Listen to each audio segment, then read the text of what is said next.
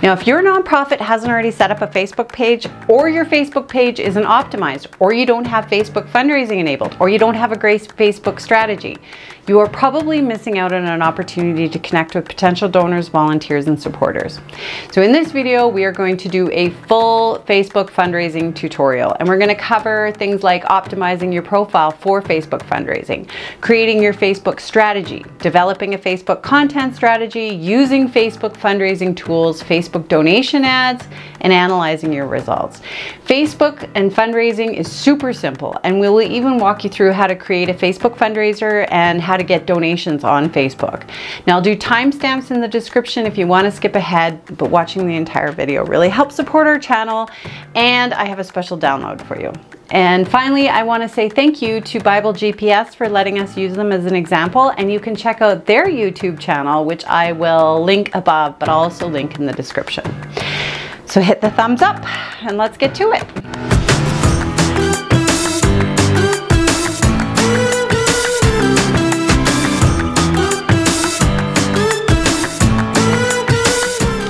Now, optimizing your Facebook profile. Your first step to improving your nonprofit's Facebook presence is creating a strong profile. And there's lots of great videos out there on how to do this. But your profile is a representation of your nonprofit. So it's important to make sure that you have a strong profile picture, cover photo, and a description that really reflects your organization and its values. Now, your profile picture is generally your logo. Whatever it is, it needs to be recognizable and fit in the little box.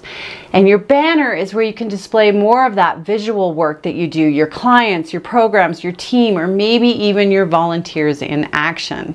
And the About section is super important because Google grabs information about your organization from here. So you want to make sure that it's filled out completely using what we call keyword-rich words, so that when people are searching for you, these are the words they're going to be searching for.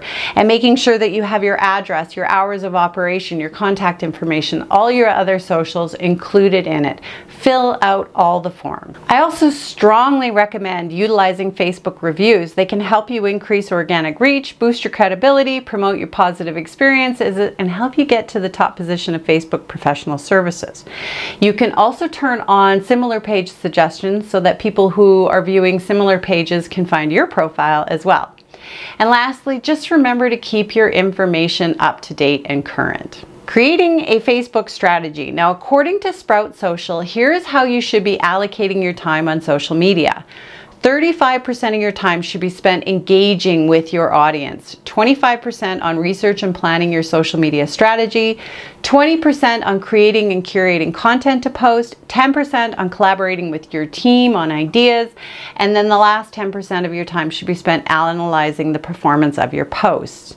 Now, part of the research and planning when you're first starting out is creating a marketing strategy specific to Facebook. And this means you're going to define what you're trying to achieve on the platform. What are your goals with Facebook? And think about how Facebook fits into your overall marketing strategy. Are you trying to raise awareness, fundraise, recruit volunteers, or all of the above? You also want to consider who your target audience is. What are their passions, their interests, their motivations? And what are your main messages and values as an organization? What are you trying to say? When you set clear, attainable, and measurable or trackable goals, you're going to set yourself up for so much more success. Now, 20% of your time should be spent on curating content, and there's a few ways to get more followers depending on your strategy. Now, a couple of tips for this: you should avoid just posting randomly. Consistent posting will help the algorithm to improve your reach, and post relatively frequently depending on how you and your team can manage. But remember to just start off slow until you get the hang of things, but ideally you would like to be posting every day, and your posts have to be high quality, relevant, and compelling. Don't sacrifice quality for quantity. You want to post things that are valuable, interesting, entertaining, or informative. Next, don't be afraid to ask for engagement. Give people a reason to interact with your posts. So for example, you can ask them to comment on why they volunteer or like if they agree with what you're saying. The extra engagement will increase your overall engagement rate, which again is going to work with the algorithm. Now, to keep things simple, I use the 70-20-10 rule with most of the organizations I work with. And that means that 70% of the posts should be valuable content. This would be posts that add value to your community, that are interesting, informative, entertaining, or inspiring. 20% of the posts should be shared content, and this would be posts from other related Facebook accounts, uplifting videos, or inspirational photos. And then the last 10% should be that promotional content. And this is where we can promote our programs, our events, our campaigns.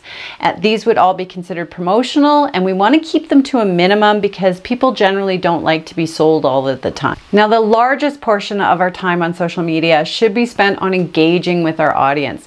This means that we should be responding to questions, answering DMs, replying to comments, and liking posts from people who like our posts. We just want to create that community of engagement. And it's a lot easier to ask someone for money when you're fundraising, when you've already had a conversation with them on Facebook. And finally, engaging with your audience in this way can help you humanize your brand. It builds trust, and again, it builds that community. Setting up Facebook fundraising, the reason that you're probably here. So how do you get donations on Facebook? Well, Facebook has a bunch of free fundraising tools. You have to apply for the program, and eligibility depends on what country or region you're in and if you're a registered nonprofit. I'm going to leave a link in the description for an application page, but you can also go into Facebook and apply for charitable giving tools.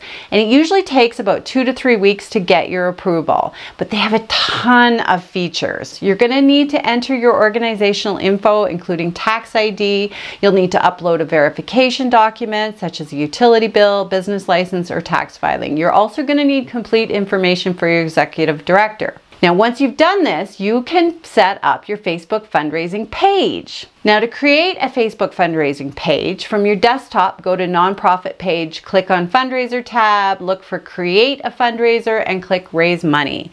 Add a fundraising goal, currency, deadline, and click Next. Fill out the title and description of your fundraiser, click Next, pick a cover photo, and click Create.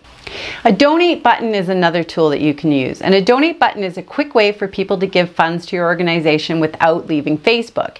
You can add the donate button to your Facebook page and post, making it easy for supporters to contribute in just a few steps. But before you can add the donate button, you'll first need to sign up for Facebook Pay. So adding your donate button to your page is super simple. Go to your nonprofit page, select the plus to add the button. If you already have a call to action button, just hover over it and select edit. Select the donate to let people donate directly through your Facebook page. Facebook Live is another great feature that can help you engage with your supporters and inspire them and increase your reach. You can do a thon style type events, and you can even put a donate button and link right on it as well. Now, supporter fundraisers are created by people on behalf of your nonprofit. So we've all seen them, the birthday fundraisers. Someone could set up a fundraiser instead of asking for a gift to celebrate their birthday or to help out in times of a natural disaster. So you follow the same instructions for Facebook fundraiser page, but click on Support Fundraisers and get a link that can be shared. Use the thank you tool as well. The fundraising thank you tool is a simple and effective way for you to express gratitude to those people who have supported you. Now just go to your nonprofit page, click on Fundraising tab. You'll see a list of all the fundraisers created. Below any supporter, click the Say Thanks button, enter your note or your post, and the thank you post will appear on the fundraisers page. Now, there are also tools for drives, blood donations, volunteering, and so much more, including Instagram. And I'm going to do another video on Instagram separately, so make sure to subscribe. Now, Facebook ads for donations have become very popular. Facebook ads can be a valuable tool because they allow you to be very targeted and specific with demographics and interests. However, it's important to remember that Facebook ads are not the magic bullet. They require careful planning and execution to be successful, especially because they're not free. Now, I did another video on Facebook and Instagram ads, which I will link in the description. Now, basically, there's two ways to create an ad on Facebook. One is to boost a post, and boosting is a simple way to take an already existing post and turn it into an ad that will show up in more feeds. But boosting isn't going to give you the same customization options as when you create an ad from scratch. Now, creating an ad campaign without an existing post is a little bit more complicated, as you have to create it in Facebook Business Manager. However, it's going to give you freedom to do a lot more options with your campaign.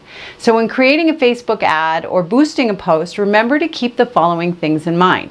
Make sure your ad is relevant to your target audience. Keep your ad copy short and to the point. Use lots of inspiring visuals and a call to action. And finally, use your analytics to see what's working. Finally, analyzing results. You can use the Insights dashboard to get info on fundraisers created for your nonprofit and donations made to your organization. And when you created your Facebook marketing strategy, you defined your goals. So using your analytics is the best way to measure your progress and success. And there's a few things that we want to be paying attention to, like awareness, which is your impressions, your views, and your reach. Your growth, which is your followers, your likes, and your subscribers. Your engagement, which is reactions, clicks, comments, shares, saves. Conversions, which is event registration and donations. This is where people are taking action. So using these tools can allow you to evaluate your progress and figure out the best strategies to reach the goals. This is also going to help you distinguish between what posts are working and which are not. And making this distinction allows you to figure out where to focus your efforts and how to adjust your strategy to see better results. So Facebook can be a powerful tool for nonprofits if used correctly. So by prioritizing your time and creating a strong strategy, you can make the most of this platform to reach your target audience and drive donations. And for that download, I'm going to link it in the description, but Facebook has a booklet that I have included that tells you all about Facebook fundraising. It was kind of hard to find, so I thought I would link it here. All right, thank you again, and see you next week.